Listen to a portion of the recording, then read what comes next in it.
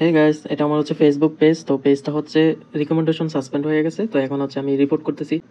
Report করার জন্য কোথায় যেতে হয় সেটা পরে দেখাচ্ছি।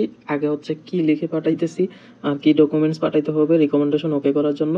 তো 2025 সালে আইসাও যদি ওরা রিকমেন্ডেশন অফ করে রাখে জেনুইন চ্যানেলে, তখন বিষয়টা খুব বাজে লাগে। সো আমি কি লিখছি দেখেন, dear Facebook team, how stupid are you Facebook Meta, then I'm a professional original content creator. My page has no issues, but my page recommendation are suspended. It's disappointed for me.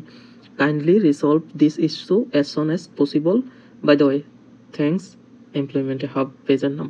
So এটা হচ্ছে একেবারে genuine content, কোনো music use নেই, কিছু নেই, just শুধুমাত্র আমার voice আর হচ্ছে ভিডিওটা। তো ভিডিওটাও আমারই, অন্য কারো না। সো সব কিছুই আমার, তারপরে সাসপেন্ডেড কেন ওয়াই? আর এডমিনও হচ্ছে নতুন অ্যাকাউন্টের, কোনো এডমিনও কোনো ইস্যু নাই এরকম কিছু। তারপরেও এগুলো অর্থাৎ পেজ রিকমেন্ডেশন হওয়ার, সাসপেন্ড হওয়ার কোনো রিজনই নাই এটার মধ্যে।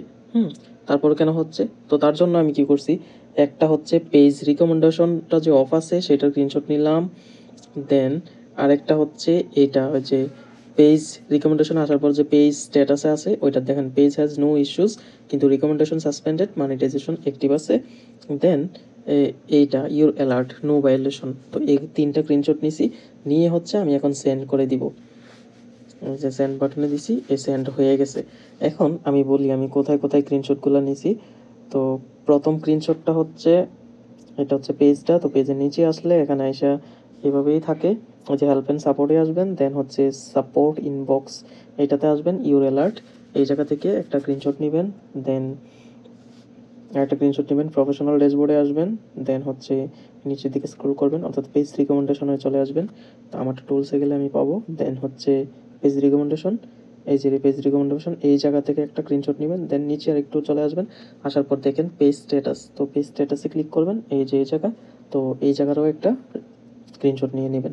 এই তিনটা স্ক্রিনশট নেবেন আর হচ্ছে আপনার যে জন্য সমস্যাটা হয়েছে ওই সমস্যার কথা বলে ওদেরকে লিখে দিবেন। দেন হচ্ছে 2 দিনের মধ্যে একটা রেজাল্ট চলে আসবে আপনার। তো এইভাবে হচ্ছে 2 দিনেও যদি আপনি দেখেন কোনো ইমপ্রুভ হচ্ছে না, দেন এগেন অ্যান্ড এগেন বারবার হচ্ছে এভাবে রিপোর্ট করতে থাকবেন 2 দিন পর পর। ধন্যবাদ সবাইকে।